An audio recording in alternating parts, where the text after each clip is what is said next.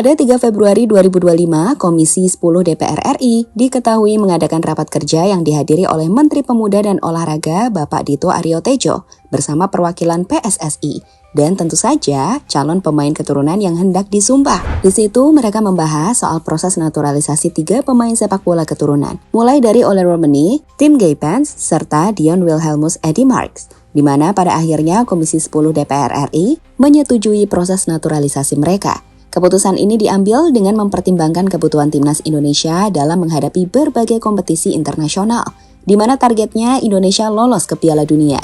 Jelas ini menunjukkan keinginan besar seluruh rakyat Indonesia untuk melihat negara ini ke Piala Dunia. Dan ketika keinginan besar itu ada, jawabannya hanya satu. Semua harus bersatu mendukung hal itu. Dan pada akhirnya, para pemain akan menunjukkannya di lapangan. Dan semoga saja inilah yang bakal Indonesia dapatkan di tahun 2025 ini. Tiket ke ajang sepak bola terbesar dunia, Piala Dunia.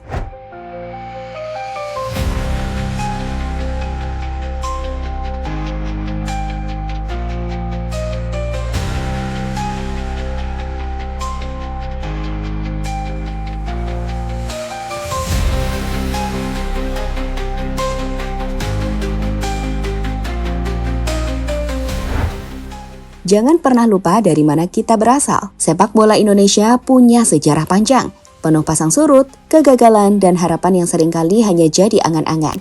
Kita pernah jadi negara yang dihukum FIFA, karena saat itu terjadi perpecahan di sepak bola Indonesia, hingga pemerintah melakukan intervensi yang tak diperbolehkan oleh statuta. Kita juga lebih sering jadi bulan-bulanan di ASEAN, saat selama ini di level ASEAN saja, Indonesia belum mampu meraih gelar juara AFF. Berkali-kali kita masuk final, tapi selalu gagal membawa pulang trofi.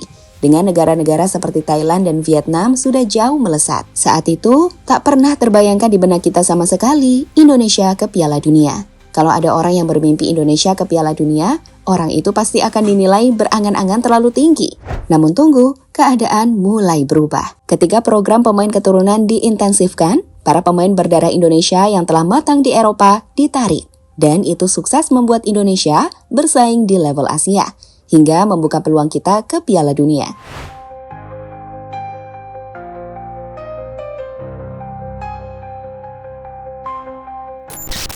Melihat kesuksesan tersebut, muncullah benih kepercayaan diri pada bangsa ini, bahwa bendera Indonesia bisa menghiasi ajang Piala Dunia 2026 di Amerika. Dan untuk mewujudkan hal tersebut, tambahan pemain terus dilakukan. Dengan terbaru, 3 nama sekaligus melakukan pertemuan secara daring dalam sidang bersama Komisi 10 DPR RI. Ketiganya adalah Ole, Tim, dan juga Dion.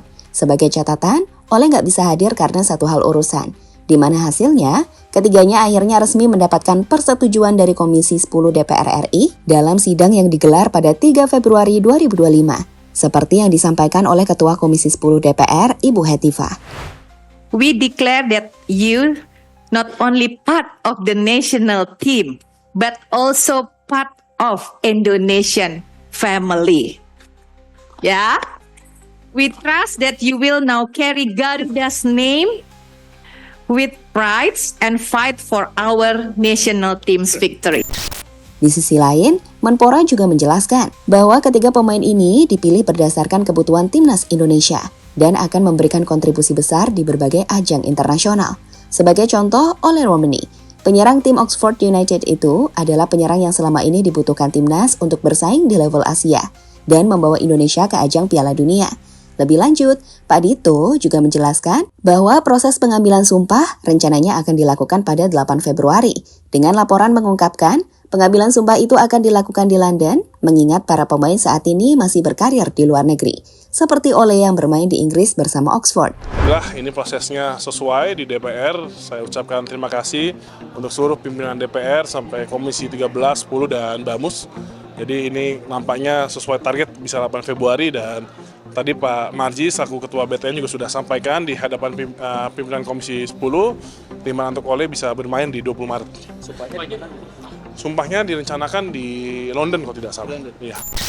Terlepas dari beberapa kritikan saat sidang dilakukan, seperti yang mempertanyakan kok nggak 50-50 aja pemain keturunan dan pemain lokal, atau 60-40 seperti yang sempat ditanyakan anggota DPR.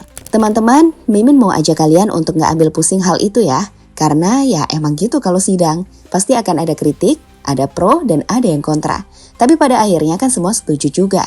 Dengan 3 pemain pada akhirnya berhasil dinaturalisasi. Ini menggambarkan jika akhirnya kita melihat adanya persatuan untuk tujuan yang jelas yang membawa Indonesia lolos ke Piala Dunia. Terkhusus lolos dalam jangka pendek, yakni Piala Dunia 2026. Lantas seperti apa peluangnya? Menarik nih untuk kita lanjut pembahasannya.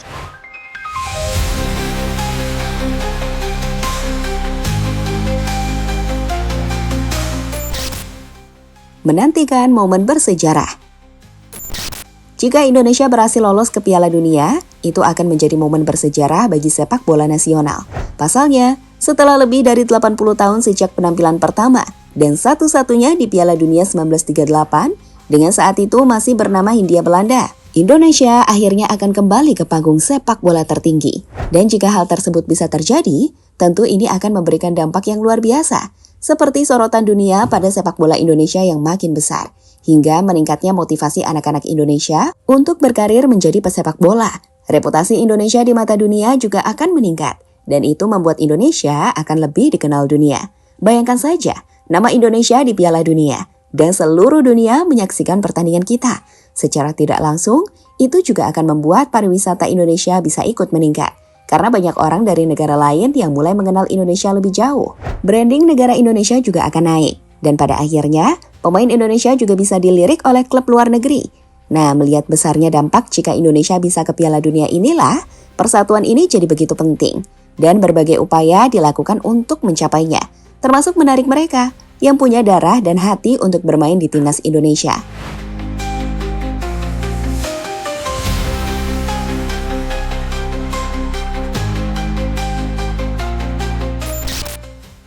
Wajah baru Indonesia. Replacement of successful South Korean coach with famous former Dutch striker is a gamble that could backfire. Itulah yang dituliskan oleh salah satu media dunia The Guardian soal pergantian pelatih timnas Indonesia. Menurut mereka, PSSI mengambil pertaruhan yang sangat besar. Bisa jadi positif, tapi juga bisa jadi bumerang. Namun menurut Erick Thohir, inilah dirinya. Ia lebih memilih mengambil langkah yang beresiko tapi berpotensi membawa Indonesia lolos ke Piala Dunia dibandingkan tak mengambil langkah apapun.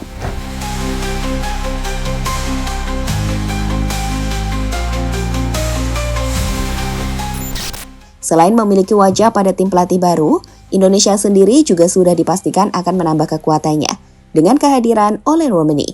Menurut kami, Ole ini akan sangat penting ketika di lini serang, timnas dinilai masih memiliki kesulitan. Ole akan jadi opsi nyata untuk mendobrak pertahanan lawan, dan itu akan sangat bagus teman-teman. Selain itu, adaptasi pemain seperti Cavendish, Mes, dan pemain lain yang lebih baik juga akan membuat timnas kita makin kuat. Kita jelas menantikan kombinasi Jay, Mes, dan Gavin di lini belakang, karena ketiganya dipastikan akan membuat pertahanan tim Garuda mengesankan. Nah, bicara soal peluang timnas Indonesia untuk bisa lolos ke Piala Dunia, dengan ranking kita yang ada di posisi 3, namun masih memiliki poin yang sama yakni 6 dengan 3 tim di bawahnya. Indonesia sebenarnya belum bisa dikatakan favorit. Peluang itu ada, terkhusus jika mampu mengambil positif di 2 laga selanjutnya. Indonesia sendiri akan menjalani pertandingan melawan Australia pada 20 Maret 2025 di Sydney, di mana secara historis Australia merupakan kekuatan sepak bola di Asia. Namun, Indonesia juga memiliki modal berharga setelah menahan imbang Australia 0-0 pada pertemuan sebelumnya yang dimainkan di GBK. Di laga yang akan jadi laga debut Clifford tersebut, pelatih baru timnas itu nggak mau jumawa. Ia pun menargetkan minimal mendapatkan 1 poin. Untung-untung bisa menang, di mana saat ini ia dan tim sudah mulai melakukan pengamatan, research, dan menentukan strategi untuk laga tersebut. Seperti yang sempat dilakukan Alex Pastor ketika menganalisis pertandingan timnas Australia. 5 hari setelah laga melawan Australia, Indonesia akan menjamu Bahrain di Stadion Utama Gelora Bung Karno, Jakarta. Bermain di kandang sendiri memberikan keuntungan bagi skuad Garuda. Dan di laga ini, pelatih baru timnas, Clifford, menargetkan kemenangan untuk menambah 3 poin penting.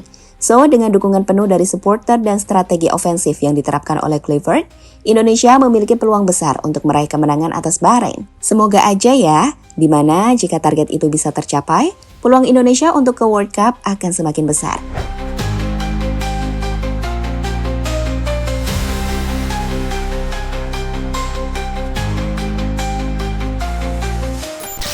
So, bagaimanapun juga, Lolos ke Piala Dunia bukan hanya soal timnas Indonesia bertanding di turnamen bergengsi, tetapi juga tentang kebangkitan sepak bola nasional, dampak ekonomi, motivasi generasi muda, dan reputasi Indonesia di dunia internasional.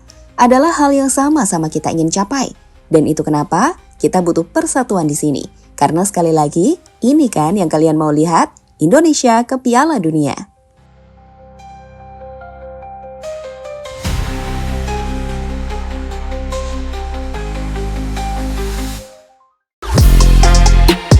Halo, izin iklan sebentar ya guys. Jadikan ruangmu bernuansa timnas. Temukan beragam poster dinding, sepak bola dan timnas dengan desain menawan, kualitas premium dan harga yang tidak akan menguras kantong. Segera klik link Shopee di deskripsi video ini dan dukung timnas dengan sepenuh hati. Mulai dari dinding rumahmu.